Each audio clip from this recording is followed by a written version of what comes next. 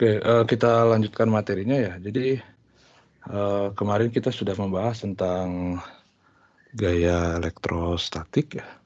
Jadi interaksi antara benda-benda yang bermuatan listrik. Ya diberikan oleh hukum Coulomb ya. Jadi gaya interaksi antara dua muatan listrik QA QB itu besarnya adalah FAB sama dengan 1/4 V epsilon 0 besar QA dikali besar QB dibagi dengan jarak pisah antara kedua muatan tersebut ya, AB kuadrat. 1/4 V epsilon 0 biasanya ditulis juga K gitu ya, atau Coulomb konstan, tetapan Coulomb besarnya sekitar 9 kali 10 pangkat 9 ya, Newton meter kuadrat Coulomb kuadrat. Kemudian ada RAB di sini, RAB jarak pisah antara partikel AB. Kemudian ya interaksinya jelas kalau dia sejenis tarik tolak menolak, kalau berlawanan jenis dia tarik menarik. Nah, kita juga kemarin mendiskusikan bagaimana menyatakan gaya listrik ini dalam notasi vektor secara umum ya. Jadi jarak pisah itu dinyatakan oleh RA min RB. Besarnya kita bisa cek segala macam, jadi bentuknya seperti yang kolom merah ini, yang dikotakin merah dan kotakin biru ya. FAB itu berarti gaya yang bekerjanya pada A oleh B, sedangkan FBA itu gaya yang bekerja pada B akibat A gitu ya. Nah, yang harus diperhatikan di sini ketika kita meninjau besar vektor, di sini besar gaya, tanda dari Q itu tidak harus dimasukkan ya, karena kan besar gaya di sini kita tinjau, arahnya langsung digambar. Kalau dalam notasi vektor ya kita harus meninjau bukan hanya besar tapi juga arahnya. Jadi ketika dimasukkan, ketika di sini formulanya tanda dari muatan itu QA QB harus dimasukkan itu ya. Nah, kemarin terus gaya total ya itu tinggal dijumlahkan saja semua gaya yang bekerja pada muatan tersebut. Nah, kemarin ada contoh di sini gaya total pada C gitu, ada 3 muatan membentuk segitiga sama sisi gitu ya. Nah, kita hitung secara vektor analitik, kita langsung bisa dapatkan gayanya gitu ya. Langkahnya prosedural sekali meskipun cukup panjang. Kita juga hitung secara geometrik. Kita bisa exploit simetri di sini sebenarnya untuk menghitung geometrik karena dia simetrik ya, segitiga sama sisi. Jadi jarak A ke titik 0 dengan jarak B ke titik 0 sama. Artinya jarak A ke C dengan B ke C juga sama. Jadi akhirnya besar gaya yang diberikan oleh A dan B pada C juga sama besarnya ya. Arahnya tentunya berbeda. Yang satu serong ke kanan, yang satu serong ke kiri. Tapi kalau kita proyeksi, kita bisa dapatkan maka yang arah X itu saling cancel. Jadi gaya totalnya tentunya pasti hanya yang arah Y ya.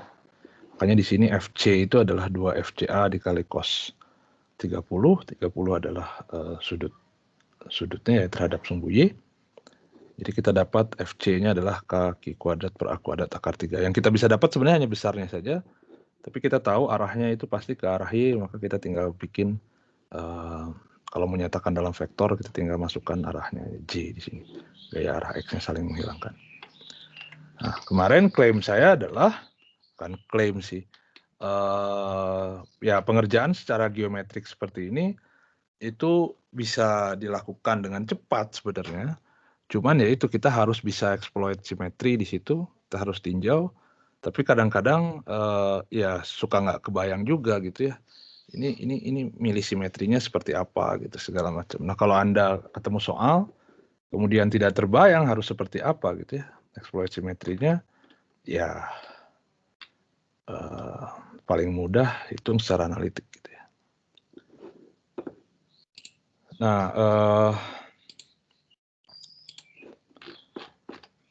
di sini misalkan kita juga bisa punya, Anda bisa coba-coba di sini. Jadi kalau kita punya 4 gaya, berarti masing-masing dapat gaya di sini dalam bentuk square gitu ya, dalam bentuk square.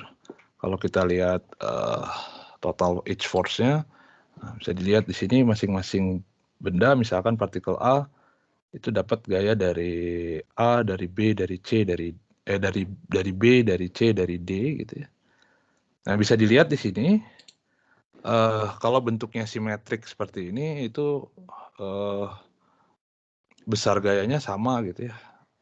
Menarik. Jadi untuk menghitung secara geometrik itu cukup mudah.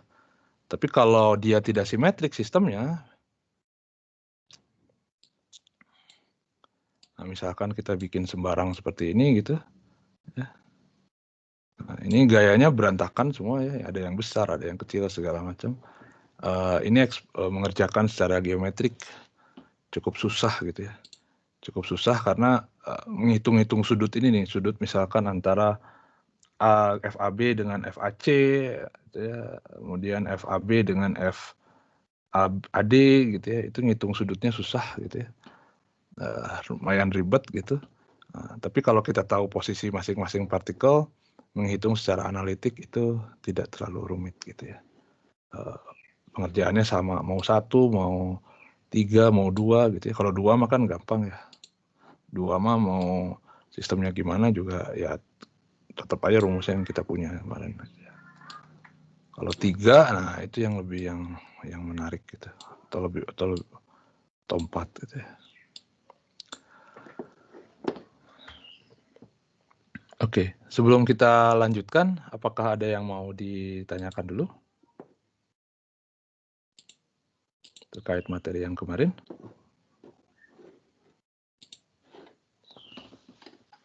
Ada yang mau ditanyakan?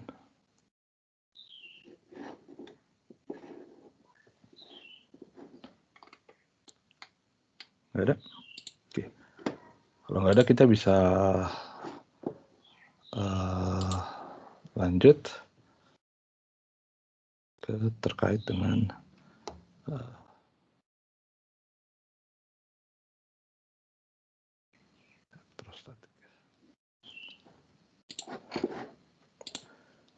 jadi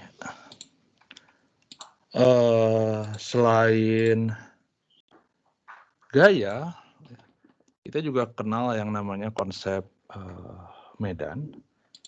Kalau kita bicara gaya, maka kita bicara interaksi antara benda yang bermuatan listrik. Jadi at least kita harus punya 2 partikel, 2 muatan, 2 partikel yang bermuatan listrik, sehingga ada interaksi antara 2 partikel tersebut gitu ya, berupa gaya Coulomb yang ini. Nah, sedangkan kalau kita bicara medan, maka kita bicara satu muatan ya, secara umum kita bicara satu muatan listrik gitu. Kemudian kita lihat efeknya ke lingkungan di sekitar partikel tersebut gitu ya, di lingkungan partikel tersebut. Jadi kita biasanya punya suatu partikel, misalkan di sini partikel bermuatan listrik, plus misalkan kita sebut aja Q besar gitu. Partikel ini kita sebut sebagai source atau sumber.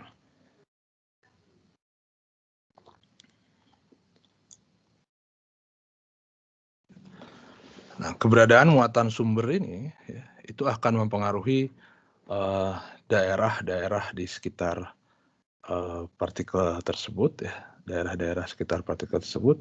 Nah, pengaruhnya apa? Pengaruhnya ya kita sebut yang kita sebut sebagai medan listrik gitu ya. Nah, kalau partikel sumbernya diam ya kita sebut sebagai medan yang elektrostatik. Jadi pengaruhnya ya tadi muncul medan, daerah-daerah di sekitarnya dipengaruhi, sehingga dalam hal ini arahnya itu selalu radial. Jadi arahnya selalu radial.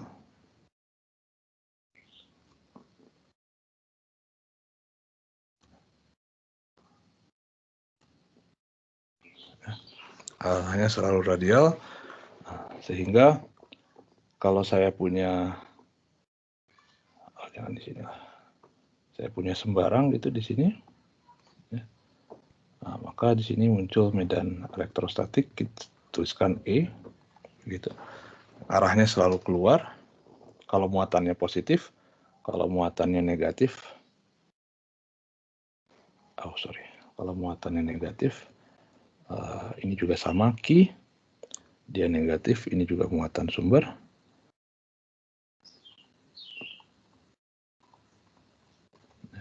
Ini juga muatan sumber.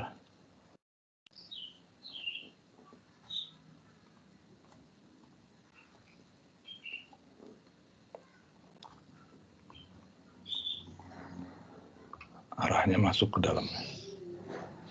Ketika kita bicara partikel titik E, satu partikel, arahnya masuk ke dalam.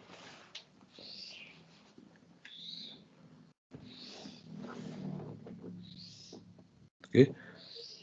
Nah, bagaimana kita mendefinisikan suatu medan listrik ini?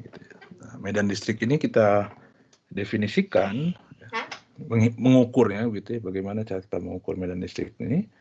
Nah, jadi caranya kita simpan, ya. Kita simpan suatu partikel di sini. Saya simpan misalkan suatu partikel di sini yang muatannya cukup kecil, positif itu. Sini Q kecil saya tuliskan. Q kecil ini kita sebut sebagai test partikel, muatan uji.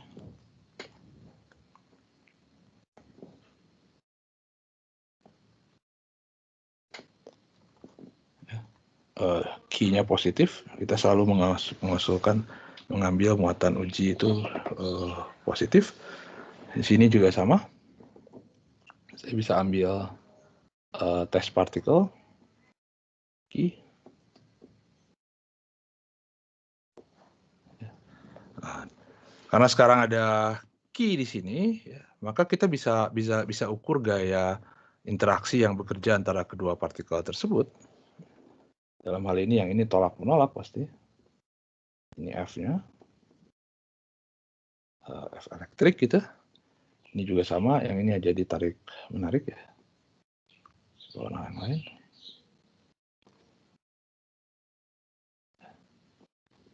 Nah, sedemikian. Ini juga yang ini juga Q-nya positif ya. Kita selalu ambil Q itu positif, muatan uji itu positif. Sedemikian sehingga E atau F, ya, gaya listrik yang bekerja pada tes partikel tersebut, Fq gitu ya, jangan Fe ya, Fq karena kita Q. Q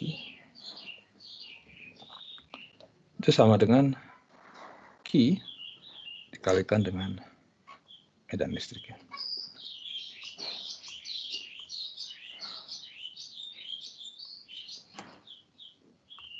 Jadi ini adalah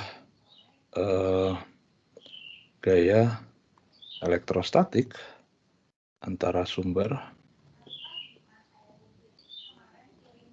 dengan muatan uji. Ini adalah tes partikelnya. Dan ini adalah medan elektrostatik oleh sumber ya.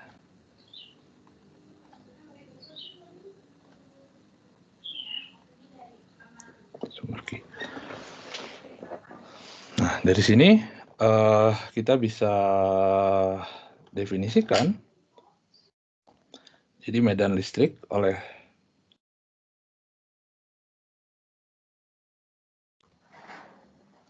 ya medan elektrostatik lah ya.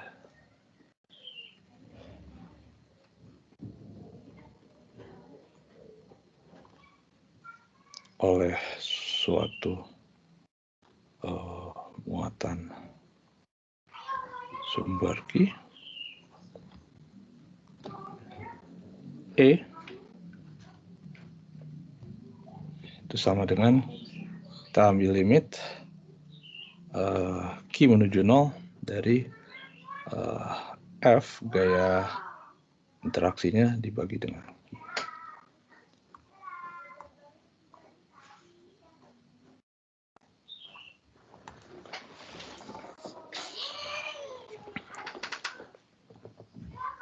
Oke.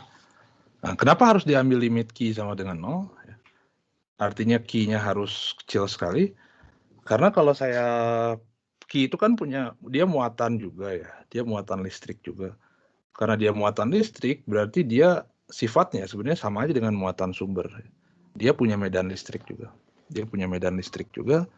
Artinya nanti kalau Q-nya terlalu besar, karena kita mencari Q oleh satu muatan sumber, kalau Q-nya terlalu besar, maka dia bisa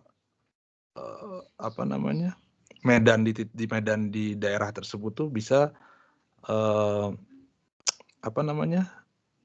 muncul itu yang diakibatkan bukan hanya oleh muatan sumber tapi juga oleh muatan uji gitu. Nah, makanya karena kita pengen nyari oleh muatan sumber saja, kita harus bikin Q-nya itu sekecil mungkin. Maka kita ambil limit Q-nya menuju 0 gitu. Nah, tapi karena kita punya rumus F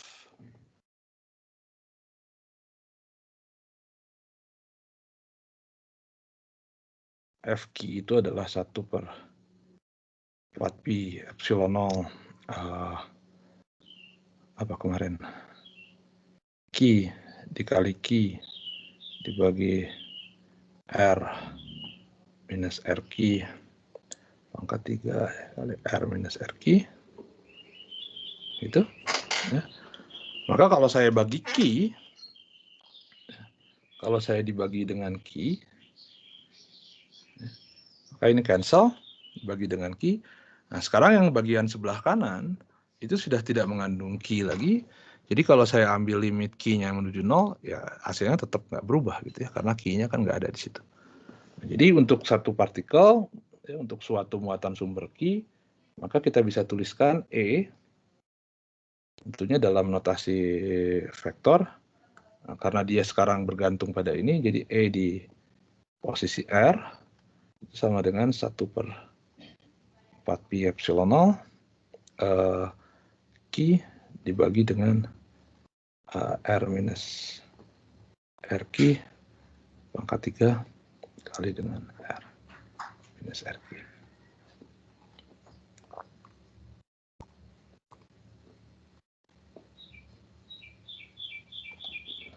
Ini dalam notasi vektor langsung, kalau kita bicara besarnya sih,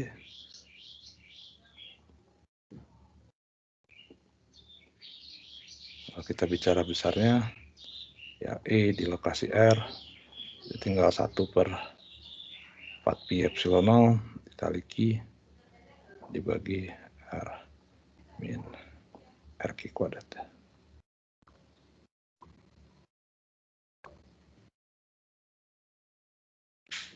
Nah, arahnya tentunya, kalau kita bicara arahnya tadi, dia radial keluar,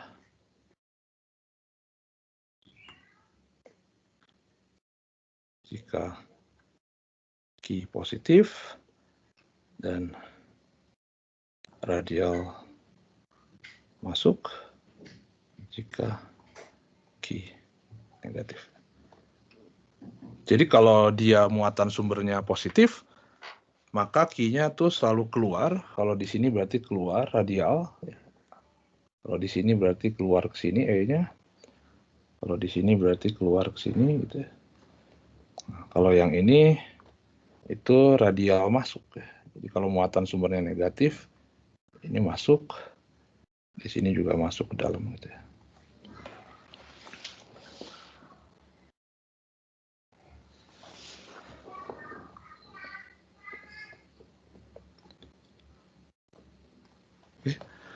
Nah, jadi secara konsep memang medan itu berbeda sama sekali dengan gaya. Yang satu interaksi antara dua partikel, yang satu itu sumber dan pengaruhnya ke lingkungan gitu ya, ke daerah sekitarnya. Jadi secara konsep ini dua hal yang sangat berbeda sama sekali antara gaya dengan medan. Tapi kalau dalam proses perhitungan itu sebenarnya ya hampir sama ya. Sama malah gitu, ya hampir sama lah gitu ya. Di sini rumusnya kan sama, cuman nggak ada Q kecilnya aja di sini. Dia cuman dari Q besar yang muatan sumber ini. Untuk memperjelas, Q ini adalah muatan sumbernya. Saya lupa. Ini harusnya dimutlak ya, karena kita bicara besar vektornya. Ini muatan sumber RQ itu adalah posisi muatan sumber.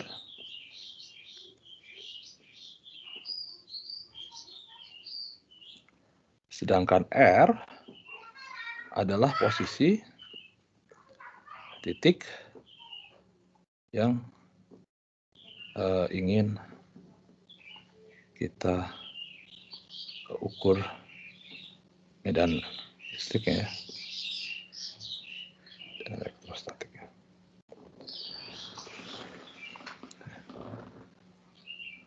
Nah, jadi kalau kita bicara begini, kalau saya tuliskan, misalkan ini adalah sistem koordinat kita.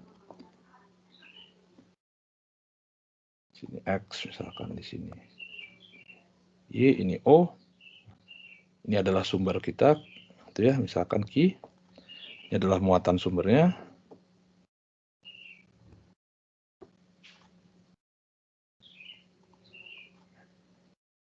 Maka ini adalah RQ. Ini adalah RQ kita. Gitu. Nah, misalkan saya pengen ngitung medan di titik ini.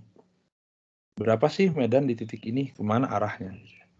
Nah, titik yang kita tinjau ini, yang kita pengen hitung medannya, nah, posisinya itu kita sebut sebagai apa sih? Posisinya kita sebut sebagai R. Nah, ini posisinya kita sebut sebagai R. Nah, tentunya vektor ini adalah vektor R min RQ.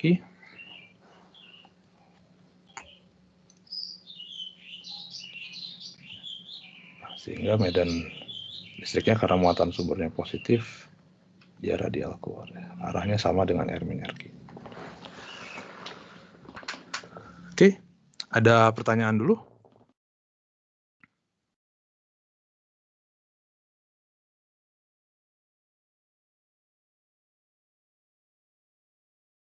Pertanyaan? Belum ada, Pak. Nggak ada? Oke. Nah, jadi gitu, nanti kita lihat contohnya gimana ngitungnya. Sangat-sangat mirip dengan ketika kita menghitung gaya, terutama ketika kita ngitung secara analitik ya. Nah, sekarang bagaimana jika sumbernya banyak?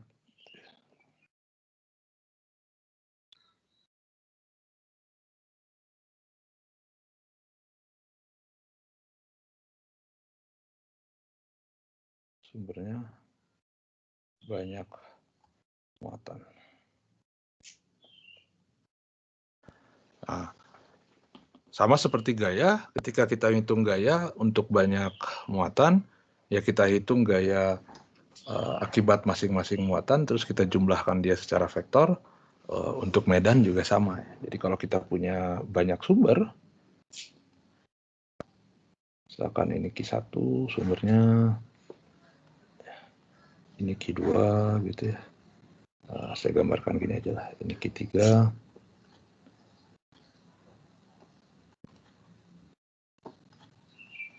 Kita mau nyari medan di sini gitu. Kita mau nyari medan di sini, ya kita hitung saja. Medan, saya sebut aja ini titik P gitulah ya. Nah, jadi medan total di titik P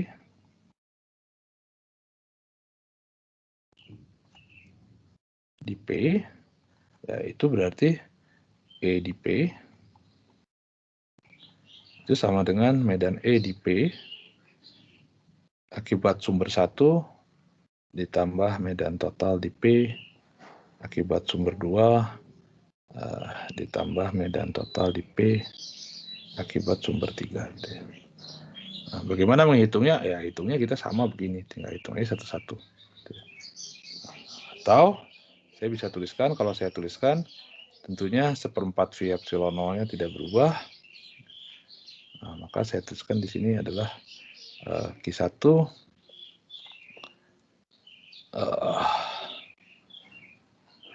saya tulis gini aja lah ya, biar RP1 pangkat 3 RP1 ditambah Q2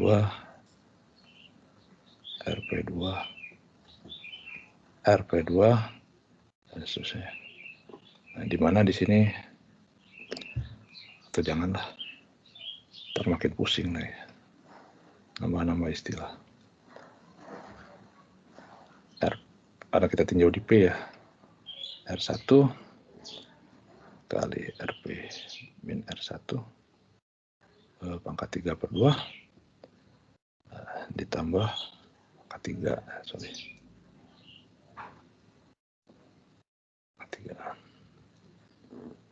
Q2 dibagi RP min R2 pangkat 3,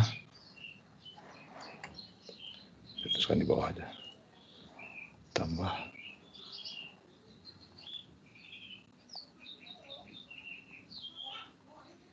pangkat 3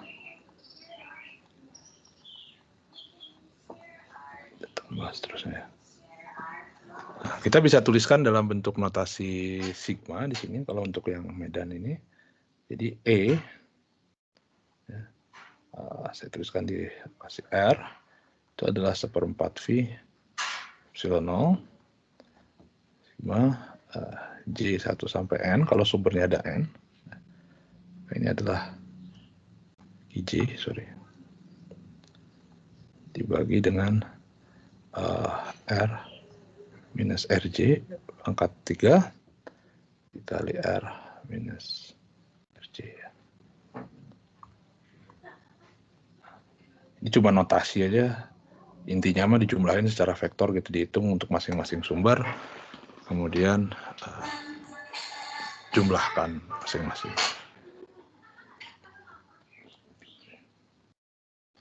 Jadi ini adalah medan listrik total ya, oleh berbagai sumber muatan titik ya, sebenarnya ini muatan titik. Nah, atau ini biasanya karena dia kumpulan dari muatan-muatan titik, itu biasanya disebut medan listrik oleh distribusi diskrit namanya. Diskrit itu maksudnya jadi sumbernya ya bisa kita pisahkan gitu, ini Q1, ini Q2, ini kita bisa kasih label gitu ya masing-masing sumbernya. Ya ini pada dasarnya tadi saya bilang kita cuma ngitung masing-masing, kemudian kita jumlahkan dia secara vektor. Gitu. Nah, contohnya misalkan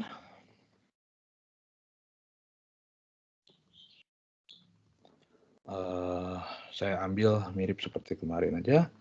Misalkan saya punya 2 buah muatan listrik.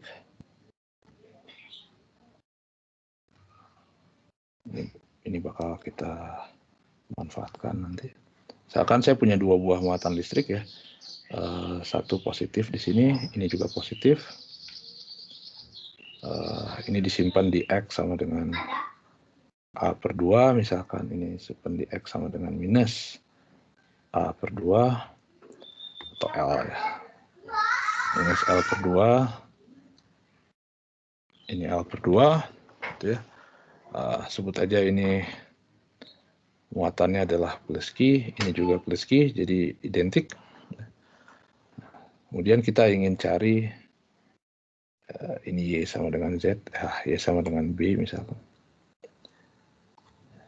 Kita pengen cari berapa medan di sini ya. Y sama dengan B. Kita pengen cari berapa medan di sini. Nah, tentunya karena sumbernya positif, kita bisa lihat oleh biar kelihatan bedanya. Ini saya sebut aja QA sama muatannya sama dengan plus Q. Ini adalah QB, muatannya adalah plus Q juga. Nah, jadi oleh A ini adalah vektornya. Nah, vektor radialnya ya dari A berarti ini adalah E. Ya sebut aja ini titik P gitu. Ya, ini sebut aja titik P gitu. Jadi ini E di P akibat A. Yang ini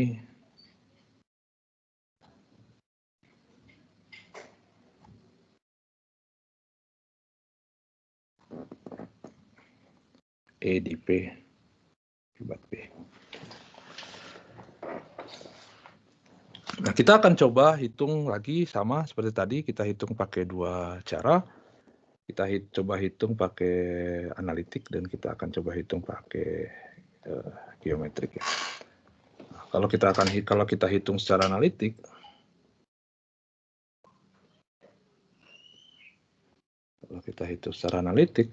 ya berarti sama dengan kemarin. Ini kalau kita hitung secara analitik, yang kita perlu cari adalah lokasi dari sumbernya. Kita perlu mencari lokasi dari sumbernya dan lokasi titik yang kita ingin tinjau. Nah, jadi ini adalah, kalau kita tinjau, ini adalah posisi sumber-sumbernya. Misalkan, berarti di sini RA. RA karena sumbernya di A adalah ini RA.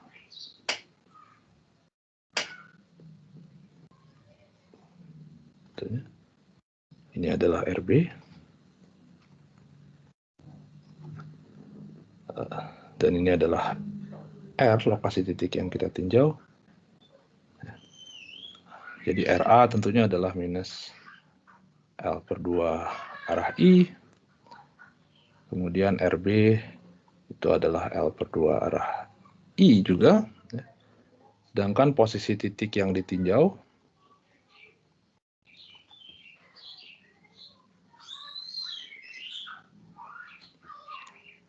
itu adalah R. Dia lokasinya di B pada arah C. Nah, sekarang kita bisa hitung jarak-jaraknya sekarang. Kita bisa hitung jarak, atau jarak bukan, posisi relatifnya.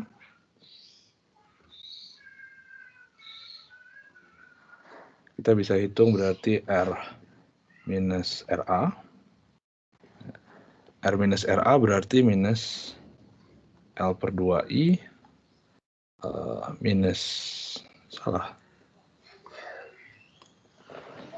Apa R min RA?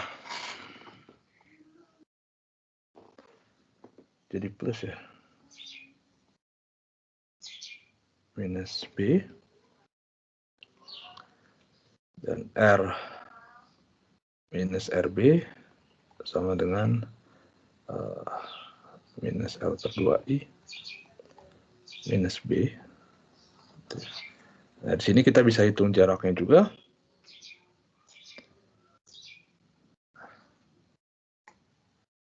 Jadi R min RA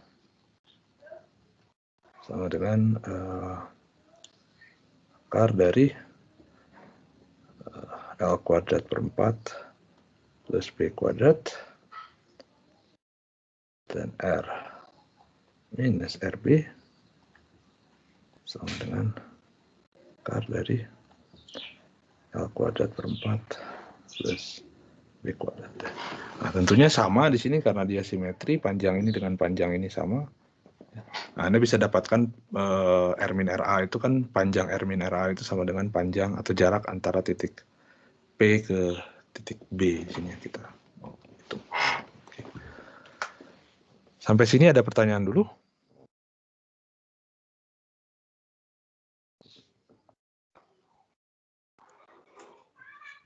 Pertanyaan?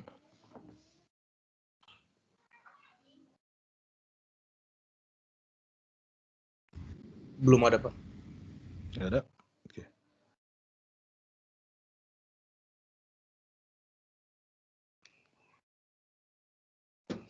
Nah, dari sini kita bisa hitung, karena kita sudah punya informasi semua, kita sudah bisa hitung berapa medan listrik di P akibat oleh A dan B. Kita hitung dulu sekarang masing-masing. Medan elektrostatik oleh masing-masing sumber, misalkan.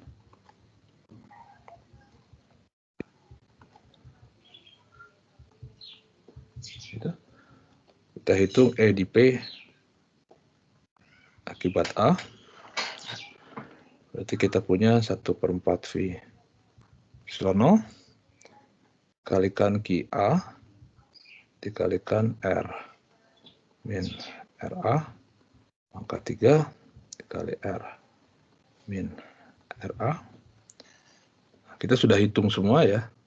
Jadi 1/4 V epsilon 0.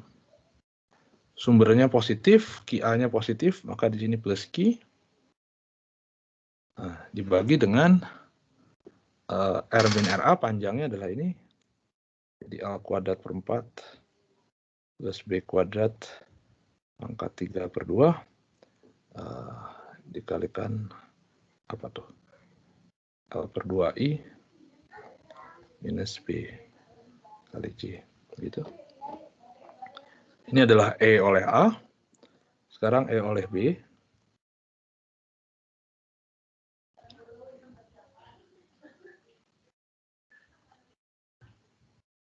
QB RB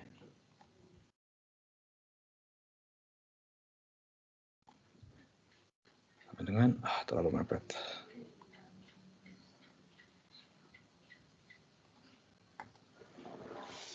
Berarti sama dengan 1/4 V epsilon 0.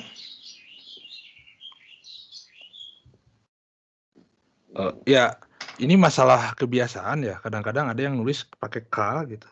Langsung aja jadi K dikalikan Q, nggak ditulis 1/4 V epsilon 0. Saya kebiasaan aja selalu nulis 1/4 V epsilon 0. Jadi kalau Anda mau nuliskan itu pakai K, juga tidak masalah ya. QB-nya juga plus Q muatannya. R min RB-nya juga sama dengan R min RA. Jadi L kuadrat per 4 plus B kuadrat pangkat 3/2 dikali minus L per 2I minus B C.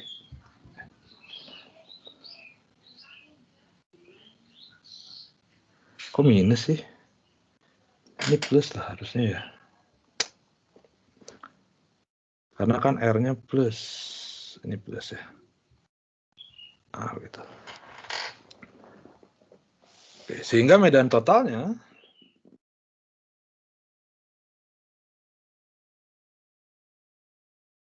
kita tinggal jumlahkan saja.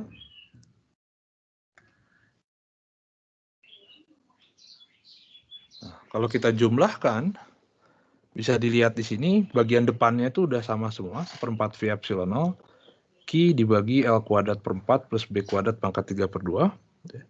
Jadi kita tinggal lihat yang bagian vektornya saja. Di sini ada L per 2I, di bawahnya ada minus L per 2I. Jadi tentunya ini saling cancel ketika dijumlahkan, sehingga saya tinggal punya 2B. Jadi medan totalnya adalah E di P, akibat A dan B. Ini 1/4 V epsilon 0, Q dibagi L kuadrat per 4 plus B kuadrat pangkat 3/2 dikalikan 2B arah C. Ini adalah medan total yang kita punya. Oke. Ada pertanyaan dulu?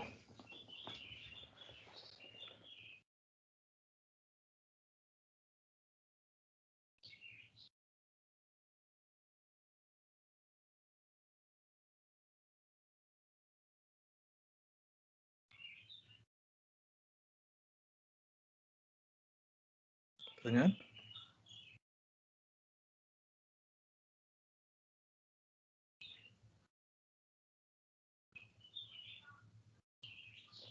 Sudah? Oke. Nah, jadi ini adalah proses perhitungan secara analitik ya. Jadi tinggal dia prosedural sekali, ngitungnya persis sama dengan ketika kita menghitung gaya gitu ya, ngitung posisi masing-masing, ngitung posisi relatif, ngitung jaraknya, kemudian ngitung gaya oleh masing-masing, kemudian kita jumlahkan dan dapat gaya total. Sini juga sama, hitung posisi sumber, ngitung posisi titik yang ditinjau, kemudian hitung posisi relatif, kemudian hitung jaraknya, kemudian hitung masing-masing medan di titik P oleh masing-masing sumber, kemudian kita jumlahkan secara vektor, dapat medan di P. Nah, karena sistemnya simetrik juga, ini pengerjaan secara geometrik juga cukup mudah sebenarnya. Jadi kalau saya hitung secara geometrik,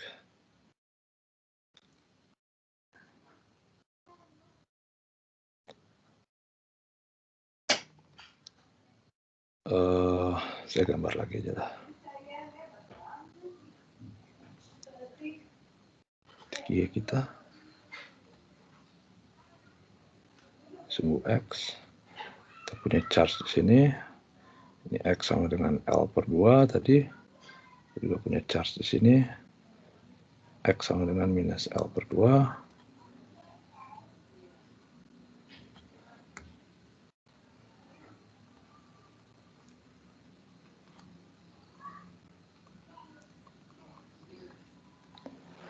Meski kita tinjau titik di sini ya, titik P. Sekarang kita hitung.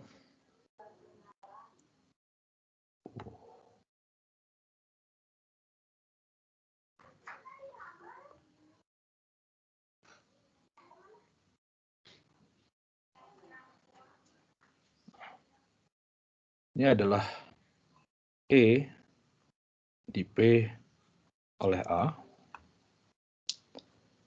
Ini saya panjangin deh. Panjang.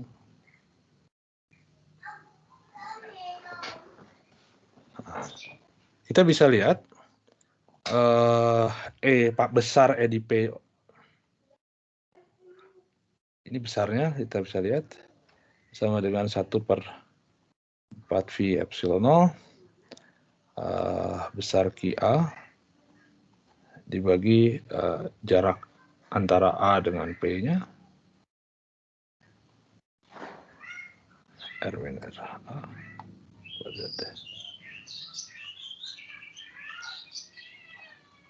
kuadrat. Ya, tentunya karena panjang ini adalah L per 2, panjang ini adalah B, maka jarak ini adalah akar L kuadrat per 4 plus B kuadrat pakai Pitagoras.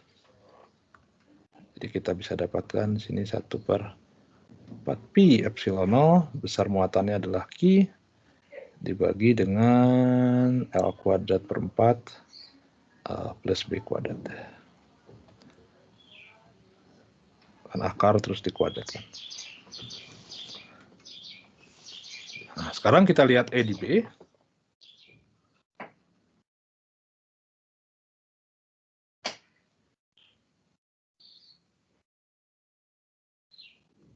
Ini adalah E di P oleh B. Kita tinjau besarnya. E di P oleh B. Ini besar medannya.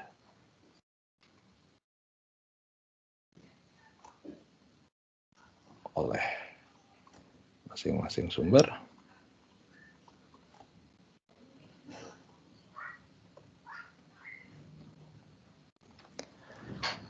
Sama dengan 1/4pi epsilon 0 mana QB dibagi R minus RB kuadrat. Ini sama dengan 1/4V epsilon 0 QB plus Q dibagi dengan panjang ini tentunya sama ya, A kuadrat per 4 plus B kuadrat, A kuadrat per 4 plus B kuadrat. Oke. Nah, hati-hati kita tidak bisa langsung jumlahkan ini ya, karena ini kan besar vektornya. Jadi kita harus lihat arahnya juga, jadi kita harus jumlahkan ya secara geometrik. Nah, tapi yang menarik adalah di sini karena dia simetri ya, besar muatannya QA dan QB sama, kemudian jarak A ke P dan jarak B ke P juga sama, maka akhirnya besar medan di titik P oleh A dan oleh B itu sama. Jadi boleh tuliskan, saya misalkan saja ini sebagai E0 gitu, P biar gampang, maka ini juga besarnya N0. Ya. Nah, maka di sini bisa dilihat, saya gambarkan lagi. Nah, ini adalah PA.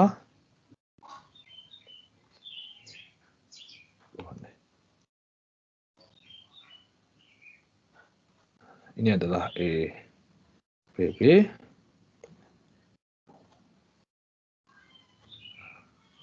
Di mana panjangnya sama, karena besarnya sama, maka kita bisa proyeksikan, kalau saya proyeksikan, yang ini misalkan ke arah X dan ke arah Y.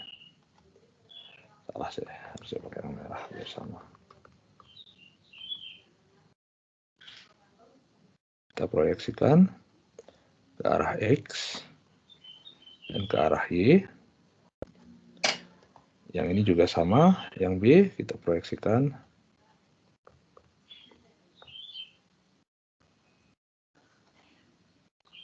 ke arah X dan ke arah Y.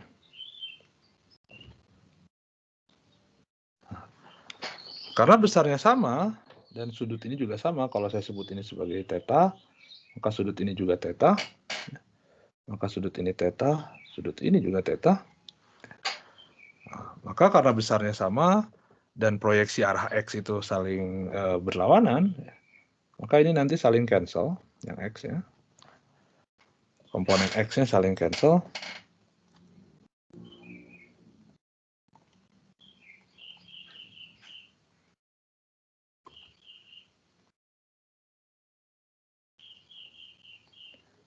Saling menghilangkan. Nah, sehingga yang akhirnya tinggal yang komponen Y-nya saja. Komponen Y-nya saja. Dan karena sama, maka E di P pastinya adalah 2 N0 cos theta. Nah, berapa cos theta? Ya tinggal dihitung aja. Cos theta berarti berapa tuh? Dari gambar ini kan berarti saya punya cos theta sama dengan B per akar L kuadrat per 4 plus B kuadrat. Jadi kalau saya tuliskan di sini 2 N0-nya saya tuliskan lagi 1 per 4 V epsilon 0 Q dibagi L kuadrat per 4 plus B kuadrat dikali cos theta. Cos theta-nya adalah B per akar plus B kuadrat. Nah, jadi saya bisa tuliskan dengan hal yang sama 1/4 V epsilon 0 Q dibagi dengan L kuadrat per 4 plus B kuadrat pangkat 3/2. Sini ada 2B. Ini adalah E-nya. Kalau kita menuliskan dalam notasi vektor, kita tahu arahnya ke J, tuliskan J sini. Sama dengan yang kita dapatkan via analitik.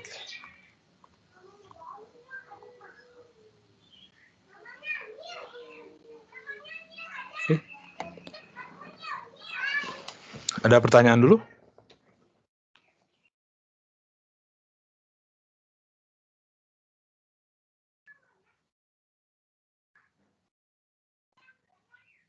Pertanyaan?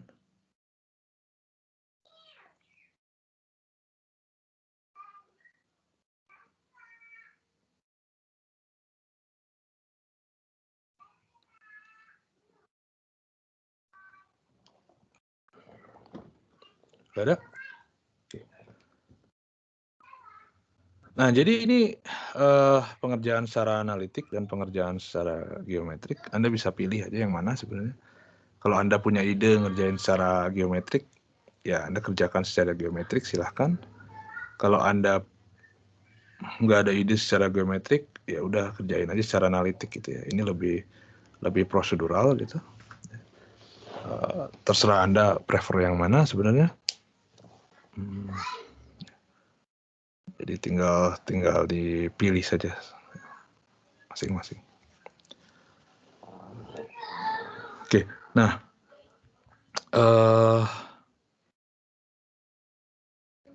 Nah, jadi bisa dilihat di sini.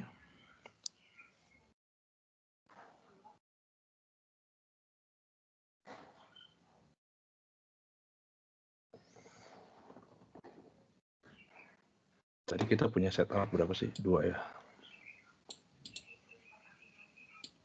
Nah, kita punya 2. Kita simpan misalkan satu di min 4. Simpan satu lagi di plus 4. Force-nya kita hilangin. Nah, ini medannya. Total field-nya. Nah, kalau saya simpan di sini, misalkan di 3, itu key-nya bikin positif. Nah, lihat di sini kalau key-nya tidak sama ya, konfigurasi key-nya berbeda, maka gayanya medannya tidak ke arah Y ya. Tidak ke arah Y. Dia sembarang gitu. Tapi kalau kita bikin dua-duanya sama-sama plus 2, kalau saya bisa dapat plus 2 nih, susah nih. Nggak bisa susah ya. Yang ini deh.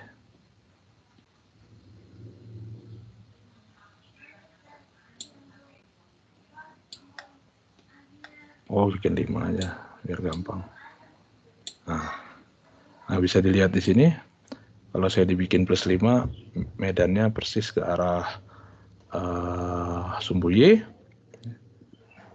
Nah, kalau saya bikin di sini, nah lihat di sini E di A-nya ke sana, E di B-nya yang biru ini besarnya sama, bisa dilihat panjangnya ya. Sehingga komponen arah X-nya itu saling cancel, tinggal posisi komponen yang arah Y-nya saja. Nah, yang menarik, ketika semakin bawah ya, semakin dekat ke garis antara AB, komponen X-nya atau sudutnya, sudut dengan sumbu Y-nya itu makin kecil. Kalau sudut dengan Y-nya semakin kecil, terus berarti komponen Y-nya juga makin kecil. Kalau komponen Y-nya makin kecil, komponen X-nya makin besar. Tapi kalau komponen X-nya makin besar, karena komponen X saling cancel, ya, maka medannya makin lama makin kecil. Nah, sehingga nanti persis di sini, di titik 0 di tengah-tengahnya, itu medannya saling cancel persis ya. Jadi medan di titik P, meskipun dia ada dari A, dia ada dari B, tapi medannya sama dengan 0 ya, dia saling cancel. Nah, Anda bisa, ini karena muatannya sama, jadi persis di tengah-tengah. Kalau muatannya kita bedakan. Nah, di sini juga tetap kita bisa cari medan yang sama dengan 0 sebenarnya. Tapi dia tidak lagi di tengah-tengah. Nah, kita bisa cari di sini medannya. Nah, daerah sini kira-kira di mana dia saling cancel. Yang jelas dia pasti lebih dekat ke muatan yang lebih kecil. Semakin kecil. Gitu ya. Nah, tapi kalau muatannya berbeda jenis di sini, daerah sini tidak akan 0 ya. 0-nya itu di daerah belakang sini. Tapi itu juga jauh, gitu ya. Nggak kelihatan di sini. Oke. Ada pertanyaan dulu?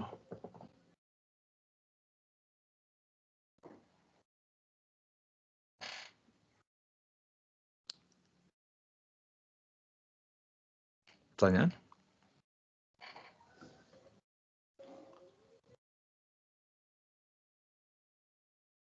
Nggak ada? Oke. Dari saya tidak ada, Pak. Oke. Nah, jadi ini untuk distribusi yang diskrit ya. Jadi kita punya muatan-muatan yang berupa muatan-muatan titik gitu ya, sumbernya muatan-muatan titik, kemudian disusun di posisi sembarang gitu ya. Q1 di mana, Q2 di mana, Q3 di mana, kita selalu pasti bisa hitung medannya. Nah, tapi ada juga yang kita sebut sebagai distribusi muatan kontinu. Jadi dia bukan lagi partikel titik ya, tapi dia suatu objek gitu ya. objek misalkan dia batang, dia bola misalkan, atau dia keping gitu ya, yang memang punya ukuran gitu ya.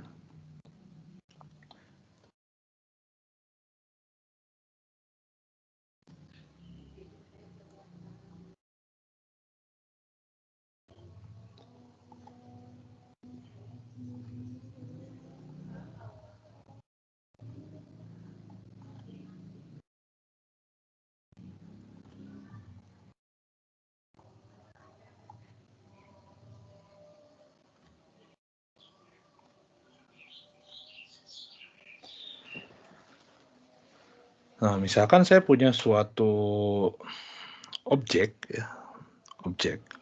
Dia bisa 1 dimensi, dia bisa 2 dimensi, dia bisa 3 dimensi.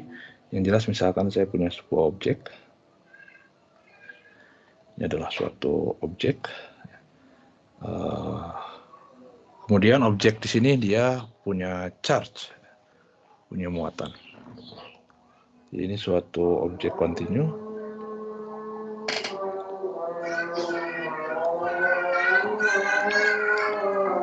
Dulu sebentar ya.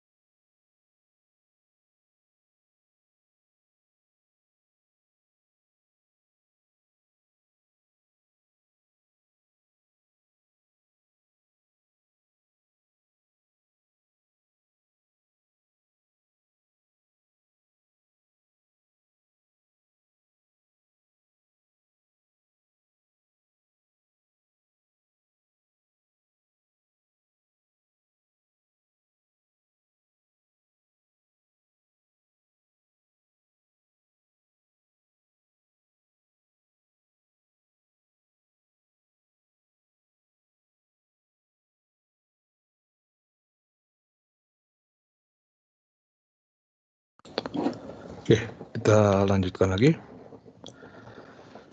Jadi, misalkan saya punya suatu objek kontinu ya, dia bentuknya bisa apa aja, bisa garis, bisa dia bisa kawat gitu ya, bisa keping, bisa bola, segala macam. Yang jelas dia objek kontinu. Kemudian dia punya ukuran tentunya, dan dia bermuatan listrik.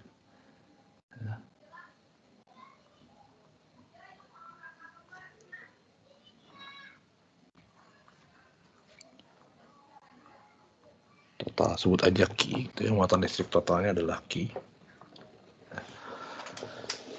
Nah, sekarang karena dia punya ukuran ya, punya bentuk dan punya ukuran, jadi muatan listrik ini itu bisa jadi tidak terdistribusi seragam gitu ya, tidak terdistribusi merata gitu. Bisa jadi mungkin daerah bawah misalkan lebih banyak muatannya daripada daerah yang atas gitu ya.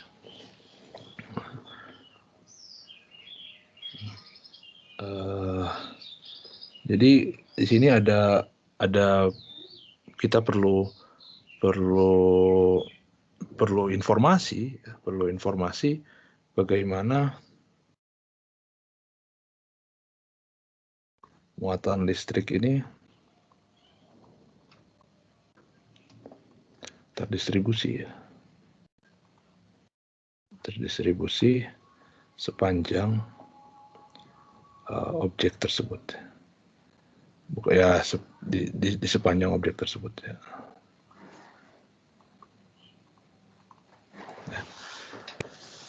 Nah, dari sini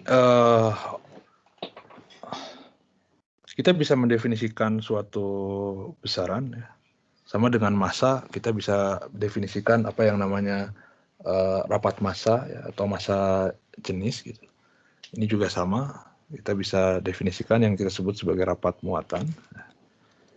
Di sini kita bisa definisikan apa yang disebut sebagai rapat muatan ya, atau charge density. Nah, rapat muatan ini dia bergantung juga sih ya, bergantung pada objeknya seperti apa gitu ya. Apakah dia berupa garis, atau berupa bidang atau permukaan, atau berupa objek 3 dimensi gitu ya, bola, silinder, dan isinya maksudnya, seterusnya. Ya, jadi itu rapat muatan itu kita definisikan jadi 3, bergantung pada jenis objeknya ya. Kalau dia kawat misalkan kan dia hanya punya panjang misalkan gitu ya. Jadi itu kita sebut sebagai rapat muatan panjang atau rapat muatan garis. Ya, rapat muatan garis atau rapat muatan panjang. Nah, ini biasanya disebut sebagai lambda. Kita definisikan aja sebagai dq dl, di mana L-nya adalah panjangnya. Kemudian ada juga rapat muatan bidang, permukaan bukan bidang, lebih pasnya. Atau luas, rapat permukaan luas, rapat muatan luas. Kita gunakan sigma. Ya, sigma adalah dq dA, di mana A-nya luas. Sini dengan L itu adalah panjang. Jadi satuannya coulomb per meter. Yang ini A itu adalah luas. Jadi satuannya coulomb per meter kuadrat. Dan yang ketiga itu rapat muatan volume. Ya, rapat muatan volumenya. Ini biasanya dikasih notasi rho, dq dv. Di mana V-nya tentunya adalah volume ya. Nah, jadi kita bisa gunakan 3 ini. Nah, nanti kita bisa lihat sebenarnya kalau secara umum sebenarnya lambda, sigma, dan rho itu dia bergantung pada posisi ya. dia tidak distribusinya tidak seragam. Nah, tapi untuk kasus FIDAS ini, apalagi kita bicara di FIDAS 2B, lazimnya itu kita gunakan rapat muatannya itu rapat muatan yang kontinu, rapat muatan yang uniform, seragam ya. Jadi kita akan gunakan rapat muatan yang seragam di sini.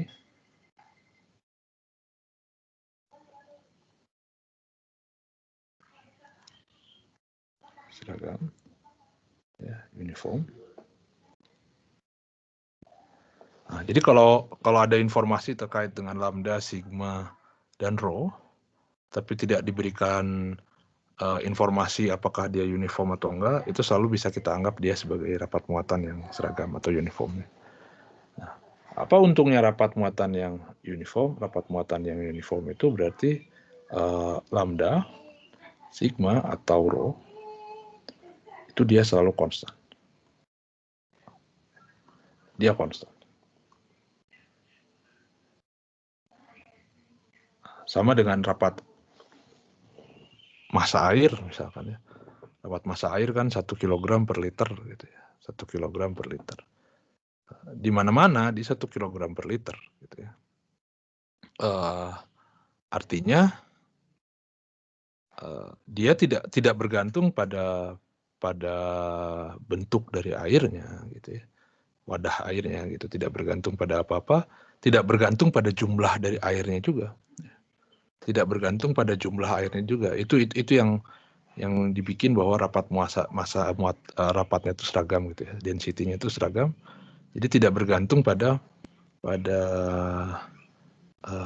jumlah dari airnya gitu ya. Jadi rapat massa air itu selalu 1 kilogram per liter gitu ya. 1 kilogram per liter. Berapapun banyak airnya gitu ya. Nah, tapi dari situ kita bisa hitung berapa sih sebenarnya kalau saya punya 10 liter air gitu ya. Berapa sebenarnya massa totalnya? Ya massa totalnya berarti kalau 1 kilogram itu 1 liter itu 1 kilogram, berarti kalau 10 liter itu 10 kilo. Kalau 10 liter berarti 10 kilogram gitu ya. Sekarang massa totalnya bergantung pada volumenya, bergantung pada volumenya, tapi density-nya, ya, massa jenisnya itu nggak bergantung pada jumlah dari airnya. Di sini juga sama. Ya, di sini juga sama. Kalau rapat muatan yang seragam itu tidak bergantung pada kalau rapat muatan panjang ya tidak bergantung pada panjang talinya gitu ya, panjang kawatnya misalkan gitu. Dia hanya bergantung pada yang bergantung pada panjang itu adalah muatan totalnya. Tapi density-nya itu nggak bergantung pada panjang. Ya. Oke, nah gimana ngitungnya? Misalkan saya pengen ngitung berapa sih medan listrik di titik ini, di titik P misalkan di sini akibat dari si objek kontinu ini gitu ya. Nah, ya cara paling mudah itu kita partisi. Kita partisi si objek kontinu ini, kita potong-potong gitu. Saya potong-potong jadi ukuran kecil.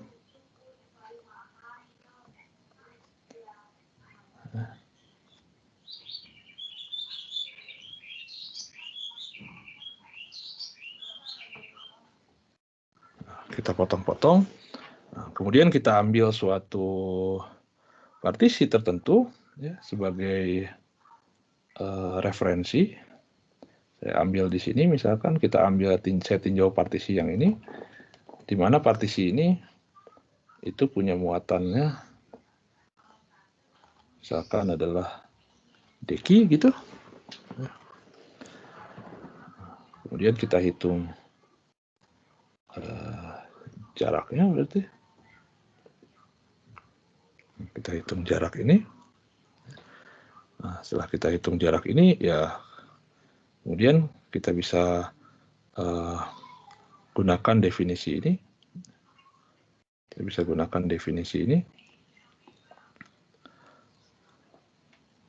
Ya, tentunya kalau kita partisi begini kan dia tidak akan tidak akan benar-benar seperti objeknya gitu ya. Dia hanya mendekati saja. Nah, jadi semakin mendekati itu kalau kita bikin partisinya semakin kecil, semakin kecil, semakin kecil, semakin kecil, artinya jumlah partisinya semakin banyak. Kalau jumlah partisinya semakin banyak, kita bisa hitung pakai rumus yang ini, tapi diambil limit n-nya menuju tak berhingga.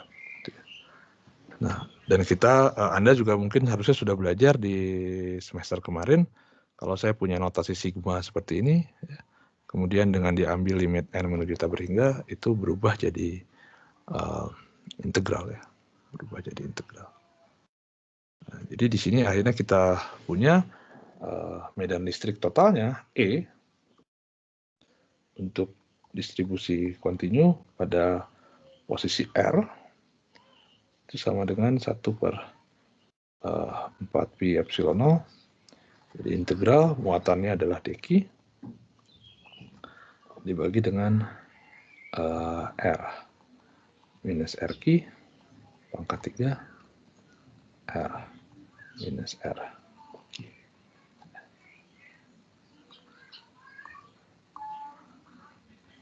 Nah, kita harus integralkan ini sepanjang apa gitu ya, sepanjang objek ya berarti ya. Integral dihitung sepanjang objek.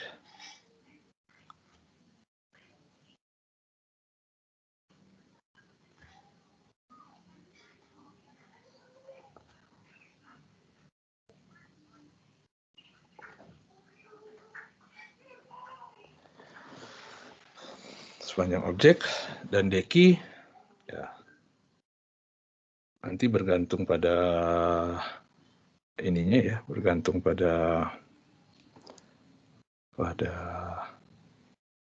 bentuknya, apakah dia garis, permukaan atau volume.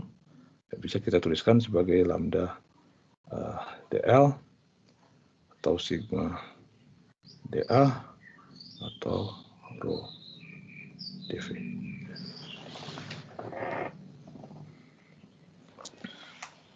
Oke.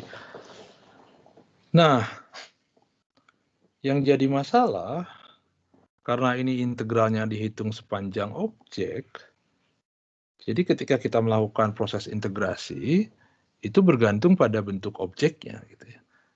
Nah, semakin rumit bentuk objeknya, semakin susah ngitungnya, gitu ya.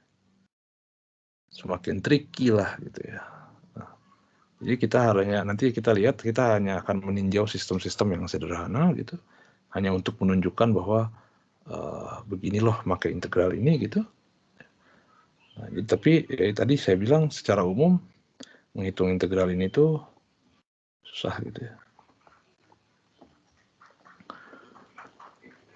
Kalau kita bicara umum, dia secara umum susah. Gitu. Susah dalam artian dia bergantung pada objeknya. Semakin rumit bentuk objeknya, semakin sulit kita ngitung integral ini. Tapi yang akan kita bahas yang sederhana-sederhana. Nah, kita ambil contoh sekarang bagaimana menghitung integral ini. Saya tadi ada alasan kenapa kita pilih kasus yang ini karena kita lihat menghitungnya jadi seperti apa. Ini kita ambil contoh. Itu medan ES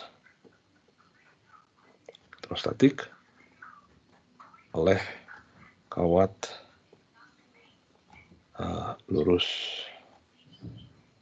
bermuatan homogen, bermuatan uniform, muatan listrik seragam.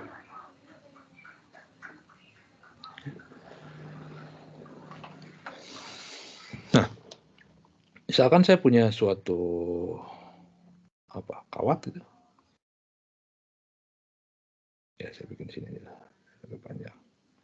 Nah, saya punya sebuah kawat, panjangnya L.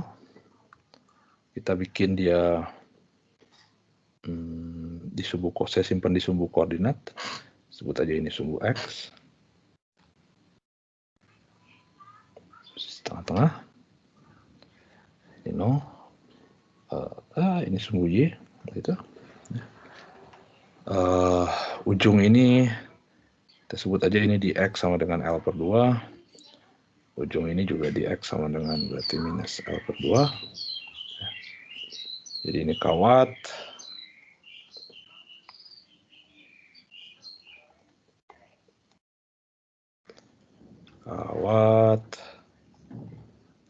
Muatan totalnya adalah Q misalkan. Dan rapat muatan garisnya.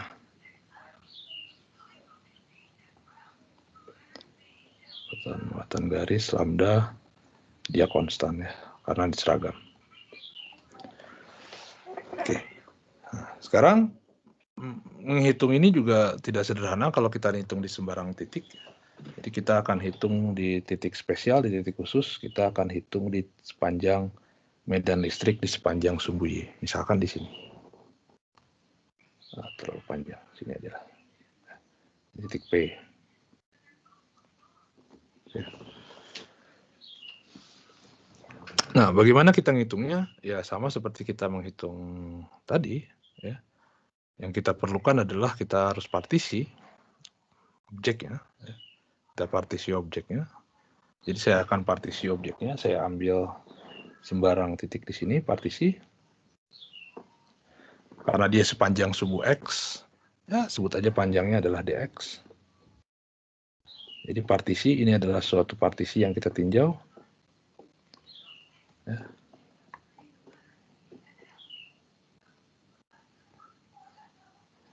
Partisinya sembarang sebenarnya, tidak perlu di sini.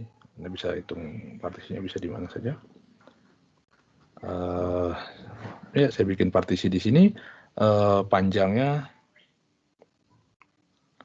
sebut aja panjangnya dx, muatannya dq.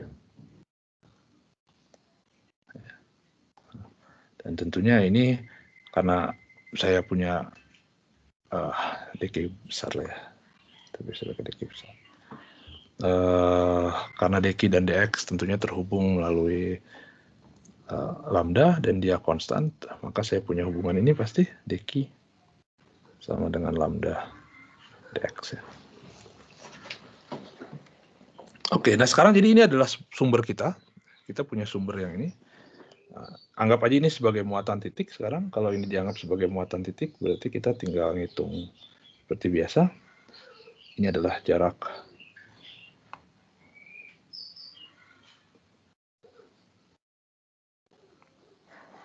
ke titik ininya. Nah, jadi ini adalah RQ.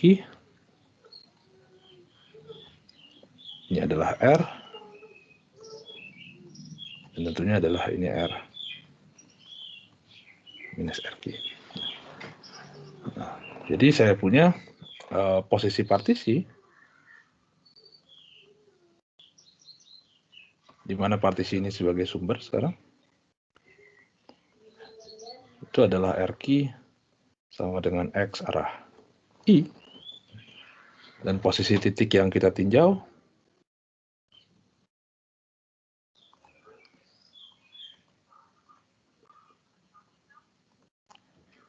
R itu adalah ya sebut aja Y gitu ya. Nah, sehingga posisi relatifnya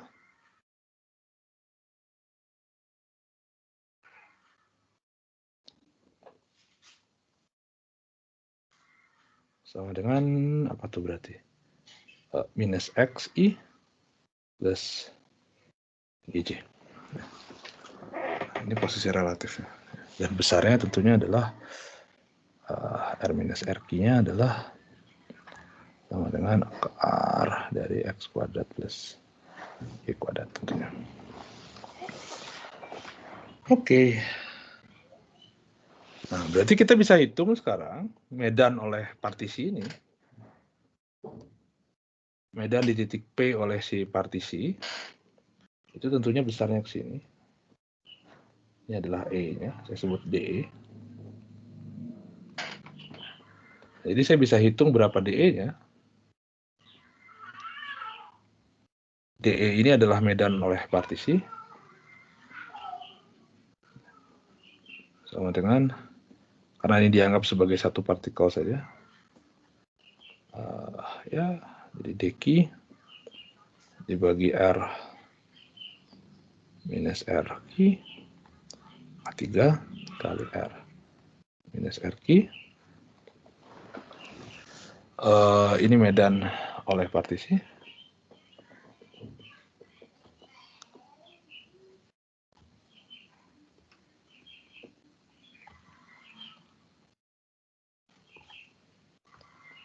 Sekarang kita tinggal masuk-masukkan, jadi 1/4pi epsilon 0.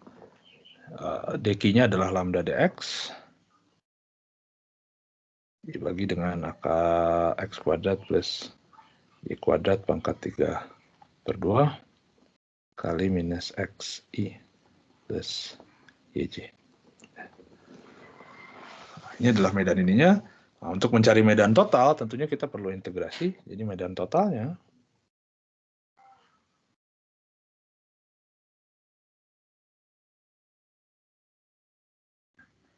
E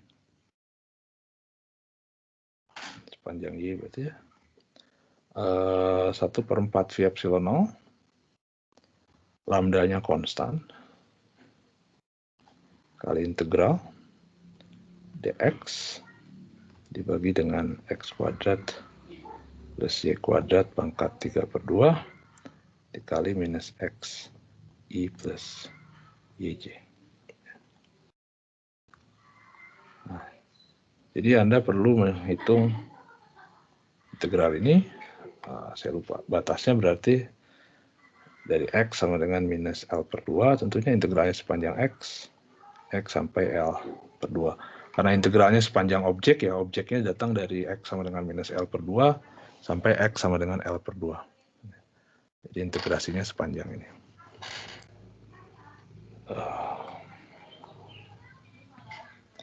Ada pertanyaan dulu? Di sini, sebelum kita lanjutkan.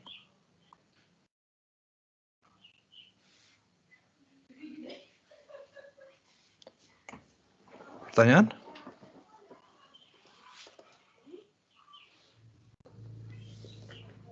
Nggak ada? Nah, jadi Anda perlu menghitung dua kali integral. Pertama yang arah I, kedua yang arah, satu lagi yang arah C. Ya, jadi Anda perlu menghitung integral ini.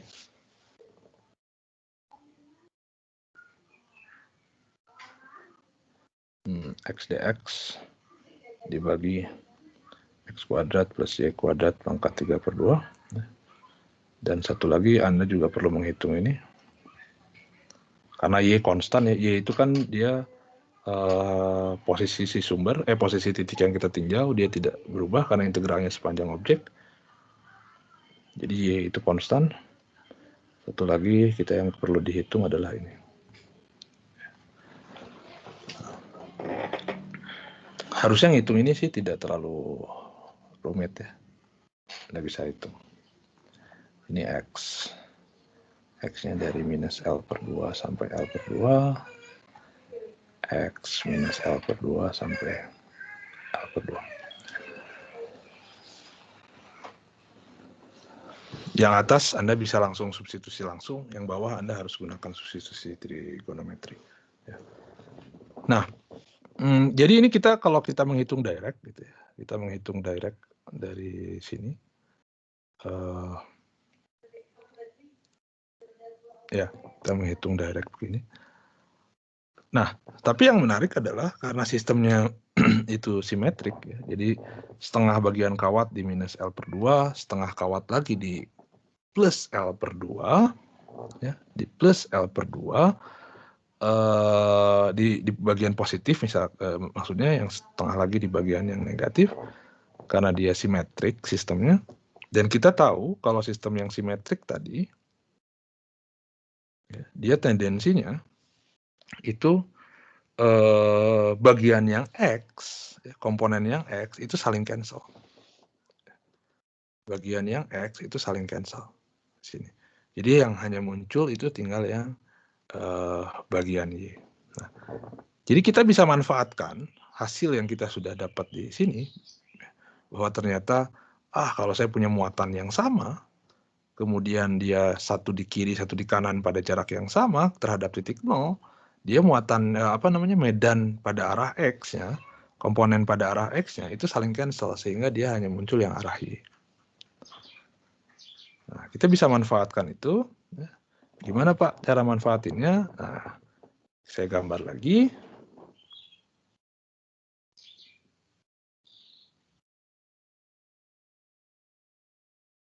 Kayaknya kita nggak perlu ini deh. Atau perlu ya? Perlu lah.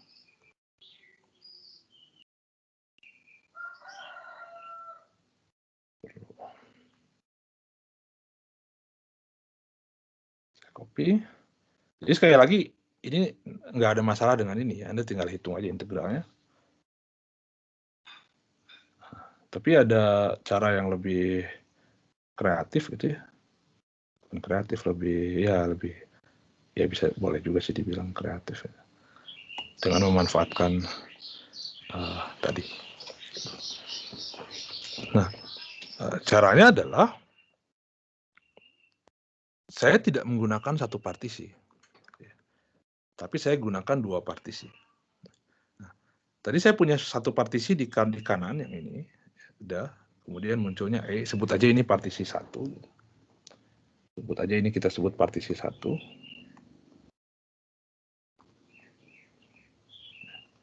Sehingga ini adalah DE1. Kemudian saya bikin partisi yang lain di sini. Pada jarak yang sama. Saya jangan pakai warna hijau lagi. Warna apa ya? Ya biru boleh lah. Nah, saya bikin partisi yang lain di sini. Di mana jaraknya sama. Tapi dia berlawanan, jadi ini adalah minus RQ. Sehingga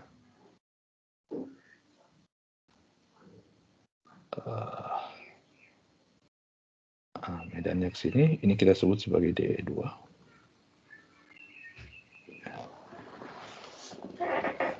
Nah, karena dua-duanya ini partisi 2,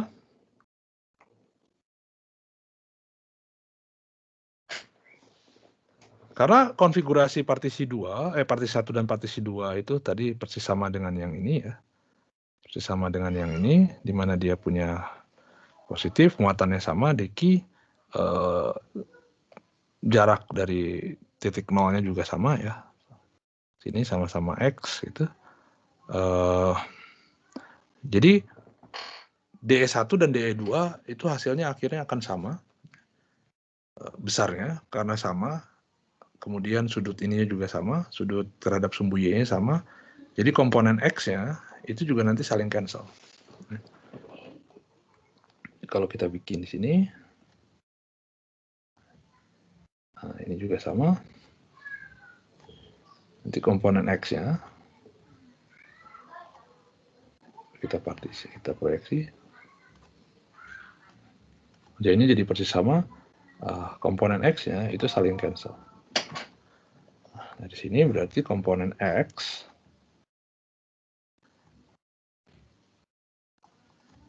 untuk setiap pasangan partisi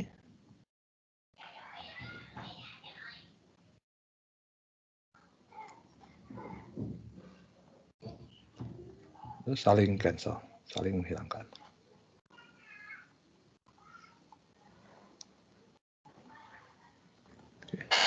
Jadi komponen X untuk setiap pasangan partisi itu saling menghilangkan.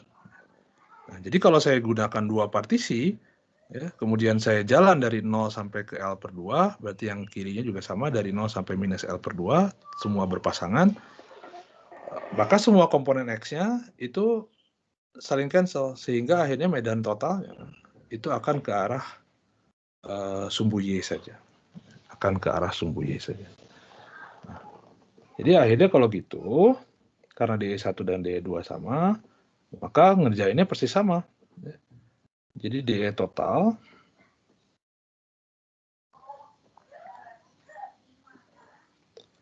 itu pasti sama dengan 2 DE. Kalau ini theta ya tadi. Juga theta. Salah. ini theta. Ya ini juga theta, ini theta. Jadi 2 DE cos theta.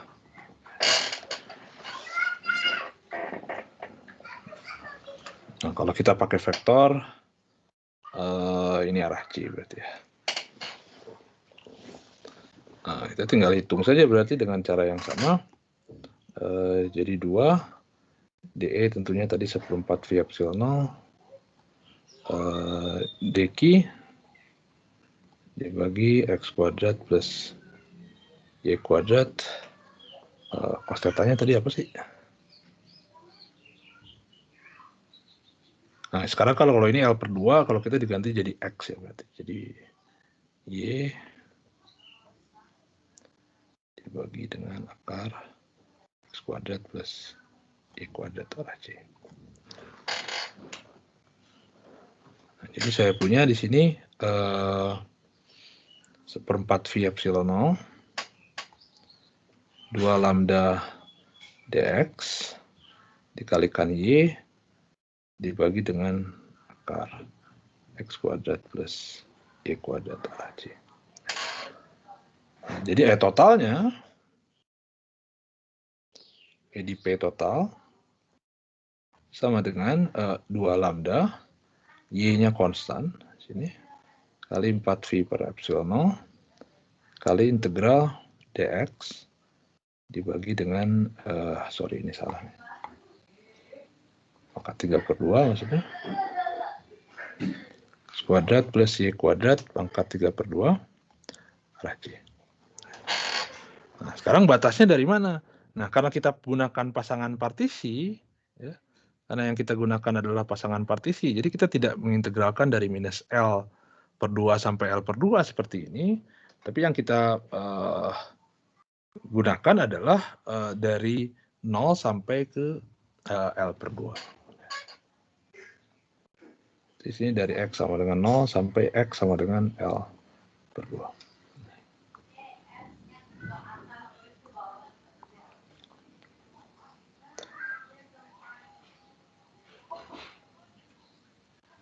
Jadi integralnya adalah pada hasil akhirnya hanya ada arah C saja. Nah, dari sini juga sebenarnya kelihatan sih ya. Kalau kita lihat yang arah X yang ini, kalau kita lihat integral yang ini, berarti integral yang ini. Integrannya X per X kuadrat plus Y kuadrat pangkat 3/2, itu kan fungsi ganjil sebenarnya. Ya. Kalau dia fungsi ganjil, kemudian diintegralkan setengah di kiri, setengah di kanan, itu kan pasti besarnya sama, tandanya berbeda, satu positif, satu negatif. Jadi ketika kita hitung semua, ketika dijumlahkan itu pasti sama dengan 0 sebenarnya. Situ. Anda juga sebenarnya bisa kelihatan dari sini sih, tanpa dari integral, tanpa kita punya argumen ini juga sebenarnya. Jadi kalau Anda hitung yang ini, Anda hitung langsung, saya pengen nyoba aja ngitung integralnya langsung dari sini, Anda akan dapatkan ini sama dengan 0 yang komponen X-nya. Tinggal yang komponen Y. Nah, lihat di sini yang komponen Y kan sebenarnya pada dasarnya integralnya sama. Integralnya sama, cuman dari sini dari minus L/2, di sini dari 0. Tapi ada 2 di sini. Ya. Karena itu fungsi genap. Nah, fungsi genap, integral kiri dengan integral kanan besarnya sama, tandanya sama. Jadi sama dengan 2 kali dari integral yang setengah positifnya. Nah, bagaimana kita menghitung ini? Ya, kita bisa gunakan substitusi trigonometri. Saya misalkan aja Y sama dengan X sama dengan Y tangan theta, maka dx tentunya sama dengan Y sekan kuadrat theta d theta. Jadi integralnya J-nya saya pindahkan ke depan, 4V epsilon 0, gitu. Integral dx-nya jadi Y sekan kuadrat theta d theta. Jangan pakai theta ya, theta mah udah didefinisikan di atas, pakai beta gitu, jadi beta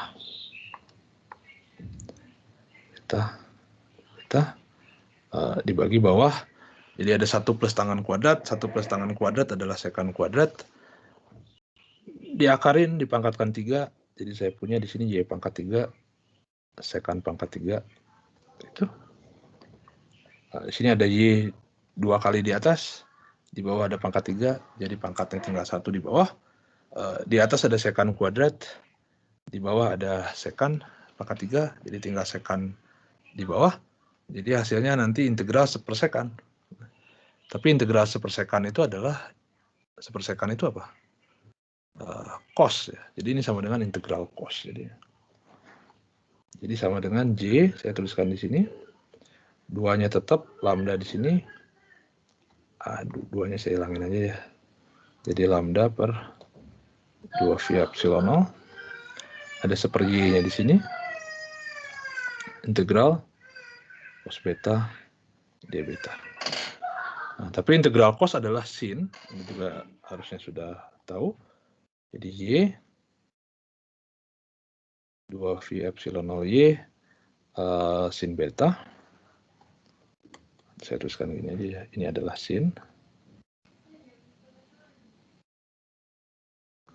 Nah, kita tahu, bukan tahu, harus bisa dihitung maksudnya. Kalau X-nya adalah Y tangans beta, berarti kalau ini beta, ini X, ini Y, berarti ini akar X kuadrat plus Y kuadrat, maka cos-nya adalah sin-nya adalah X per akar X kuadrat plus Y kuadrat. X-nya dari 0 sampai L per 2. Kalau dimasukkan 0, dia 0 juga. Jadi akhirnya saya dapatkan J kali J-nya nanti saya pindahkan ke sini. Saya punya lambda per 2V epsilon 0 Y L per 2 per akar L kuadrat per 4 plus Y kuadrat J. Ini E. B.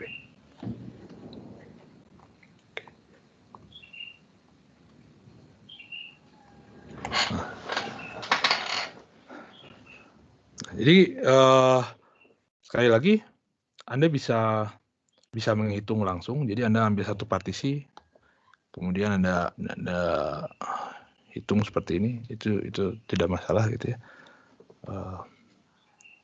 Tinggal dihitung aja. Atau kalau memang sistemnya punya simetri gitu ya, dan Anda bisa tahu simetrinya seperti apa, Anda bisa gunakan simetri ini gitu ya. Jadi mengambil tidak mengambil satu partisi seperti biasa, tapi kita bisa manfaatkan dengan mengambil 2 partisi, kemudian yang kita tinjau itu bukanlah satu partisi, tapi yang kita tinjau itu adalah pasangan dari partisi 1, partisi 2, yang mana jarak terhadap X-nya terhadap titik nolnya itu sama. Sama, cuman dia berlawanan, satu di sumbu positif, satu di sumbu negatif. Dengan begitu kita bisa manfaatkan kedua partisi ini, dan dari hitungan yang sebelumnya kita tahu bahwa komponen X untuk setiap pasangan partisi itu akan saling cancel, sehingga arah totalnya hanya ke arah sumbu Y saja. Dan kita dapatkan medannya seperti ini ya, oleh kawat. Nah, dari sini kita bisa tinjau satu kasus khusus. Jika misalkan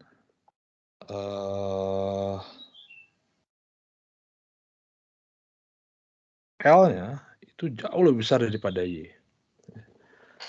Jadi kawatnya panjang sekali.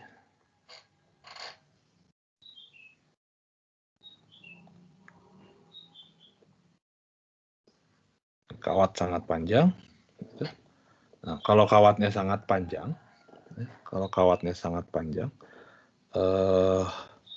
jadi L-nya jauh lebih besar daripada Y. Nah, dari sini sebenarnya kita bisa lihat, maka akar L kuadrat per 4 ditambah Y kuadrat, ya karena L-nya jauh lebih besar, maka L kuadrat juga jauh lebih besar. Y kuadratnya bisa kita buang gitu. Ini nilainya mendekati L per 2 ya, jadi ya. Mendekati L per 2 di sini. Nah, jadi atasnya L per 2, bawahnya L per 2, maka EDP-nya jadi tinggal yang bagian depan aja. Untuk kasus kawat sangat panjang, ini adalah lambda per 2V epsilon I.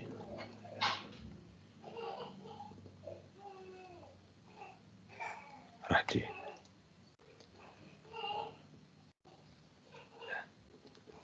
Nah, nanti bisa kita lihat, kita bisa dapatkan hasil yang ini untuk kawat sangat panjang ini dengan cara yang lain, tidak dengan cara hukum Coulomb, persamaan Coulomb seperti ini. Kita bisa dapatkan dengan cara yang lain.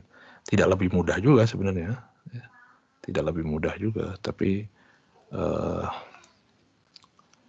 ya bisa kita dapatkan dengan cara yang lain. Yang jelas itu sih, yang jelas itu. Kita akan coba bahas, mudah-mudahan keburu besok. Ada pertanyaan dulu?